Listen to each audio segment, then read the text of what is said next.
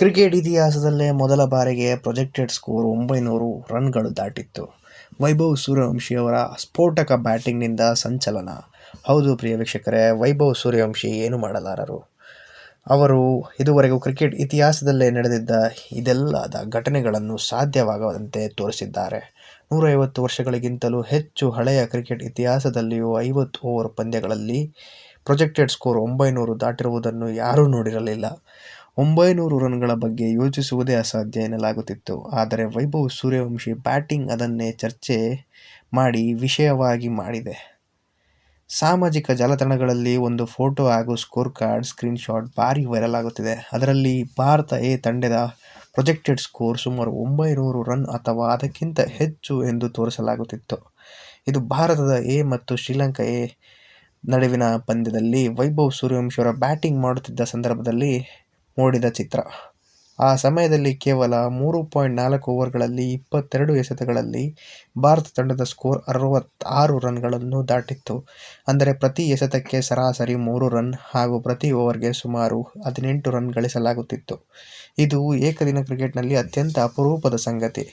ಇದಕ್ಕೆ ಪ್ರಮುಖ ಕಾರಣ ವೈಭವ್ ಸೂರ್ಯವಂಶಿಯವರ ಸ್ಫೋಟಕ ಬ್ಯಾಟಿಂಗ್. ಅವರು 11 ಎಸೆತಗಳಲ್ಲಿ ಅರ್ಧಶತಕ ಬಾರಿಸಿ ಲಿಸ್ಟ್ ಎ ಕ್ರಿಕೆಟ್ನ ಅತಿ ವೇಗದ ಅರ್ಧಶತಕ ದಾಖಲೆಯನ್ನು ಕೂಡ ನಿರ್ಮಿಸಿದ್ದಾರೆ.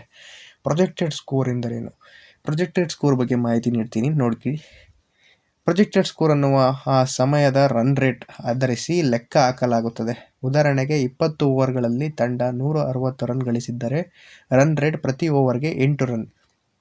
50 ಓವರ್ಗಳಲ್ಲಿ ಪಂದ್ಯದಲ್ಲಿ ಇದೇ ರನ್ ರೇಟ್ ಮುಂದುವರೆದಿದ್ದರೆ ಸುಮಾರು 50 ಇಂಟು 8 ಮಾಡಿ, 50 ಓವರ್ಸ್ ಇಂಟು 8 ರನ್ಸ್, ಅವಾಗ 400 ರನ್ಸ್ ಆಗುತ್ತೆ ಪ್ರೊಜೆಕ್ಟೆಡ್ ಸ್ಕೋರ್ ಕಂಪ್ಲೀಟ್ ಮ್ಯಾಚ್ಗೆ, ಅಂದರೆ ಅವ್ರ ಇನ್ನಿಂಗ್ಸ್ಗೆ. ಈಗ ಒಬ್ಬರು ಬ್ಯಾಟಿಂಗ್ ಆಡಿರ್ತಾರೆ, 20 ಓವರ್ಗೆ 160 ರನ್ನ ಗಳಿಸಿರ್ತಾರೆ.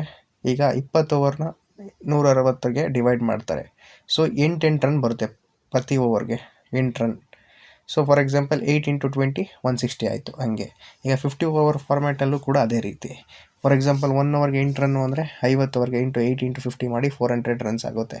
ಹೀಗಾಗಿ ಪ್ರೊಜೆಕ್ಟೆಡ್ ಸ್ಕೋರ್ 400 ಎಂದು ತೋರಿಸಲಾಗುತ್ತದೆ. ವೈಭವ್ ಸೂರ್ಯವಂಶಿಯವರ ಪಂದ್ಯದಲ್ಲಿ 3.4 ಓವರ್ಗಳಲ್ಲಿ 66 ರನ್ ಇತ್ತು. ಅಂದರೆ ಸ್ಕೋರ್ ಇತ್ತು ಆಲ್ರೆಡಿ ಆ ಟೈಮಲ್ಲಿ. ರನ್ ರೇಟ್ ಸುಮಾರು 18 ರನ್ ಪ್ರತಿ ಓವರ್ಗೆ ಇತ್ತು. ಸೊ ಅದರಿಂದ 50 ಓವರು ಇಂಟು 18 ಮಾಡಿ ಎಷ್ಟು ಬರುತ್ತೆ? 900 ರನ್ಸ್ ಬರುತ್ತೆ. ಇದಕ್ಕಾಗಿ ಸ್ಕೋರ್ ಕಾರ್ಡ್ ಬೋರ್ಡ್ನಲ್ಲಿ ಪ್ರೊಜೆಕ್ಟೆಡ್ ಸ್ಕೋರ್ 900 ಎಂದು ತೋರಿಸುತ್ತಿತ್ತು. 900 ರನ್ ನಿಜವಾಗಿಯೂ ಸಾಧ್ಯವೇ? ಸಿದ್ಧಾಂತದ ಮಟ್ಟದಲ್ಲಿ ಸಾಧ್ಯವಾದರೂ ವಾಸ್ತವದಲ್ಲಿ 50 ಓವರ್ಗಳ ಕಾಲ ಪ್ರತಿ ಓವರ್ಗೆ 18 ರನ್ ಗಳಿಸುವುದು ಬಹುತೇಕ ಅಸಾಧ್ಯ. ಇನ್ನಷ್ಟು ಉನ್ನತ ಬ್ಯಾಟರ್ ಪವರ್ ಹಿಟ್ಟಿಂಗ್ ಇದ್ದರೂ ಕೂಡ ಇದು ಇನ್ನಿಂಗ್ಸು ಮುಂದುವರಿಸುವುದು ಅತ್ಯಂತ ಕಷ್ಟ. ಮ್ಯಾಕ್ಸಿಮಮ್ 10 ಓವರು ಇಲ್ಲ 15 ಓವರ್ ಹೊಡಿಬೋದು. ಅದ್ರ ಮೇಲೆ ಮತ್ತೆ ಪುಷ್ ಮಾಡ್ಕೊಂಡು ಹೋಗೋದು ತುಂಬ ಕಷ್ಟ. ಇದೀಗ ಏಕದಿನ ಕ್ರಿಕೆಟ್ನ ಅತಿ ಹೆಚ್ಚು ತಂಡದ ಸ್ಕೋರ್ ಇಂಗ್ಲೆಂಡ್ ಕ್ರಿಕೆಟ್ ಟೀಮ್ನಾಗಿದೆ, 498 ರನ್. ಭಾರತದ ಅತ್ಯುತ್ತಮ ಏಕದಿನ ಪಂದ್ಯದ ಸ್ಕೋರ್ 418 ರನ್.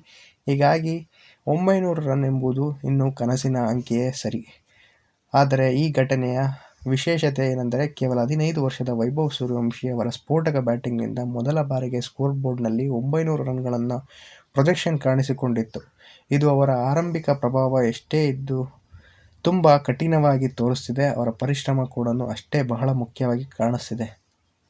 15 ವರ್ಷದ ವಯಸ್ಸಿನಲ್ಲಿ ಹೆಚ್ಚಿನ ಮಕ್ಕಳು ತಮ್ಮ ಭವಿಷ್ಯದ ಬಗ್ಗೆ ಯೋಚಿಸುತ್ತಿರುತ್ತಾರೆ. ಆದರೆ ವೈಭವ್ ಸೂರ್ಯವಂಶಿ ಈಗಾಗಲೇ ಹೊಸ ದಾಖಲೆಯನ್ನು ನಿರ್ಮಿಸುತ್ತಾ ಕ್ರಿಕೆಟ್ ಅಭಿಮಾನಿಗಳ ಗಮನ ಸೆಳೆಯುತ್ತಿದ್ದಾರೆ.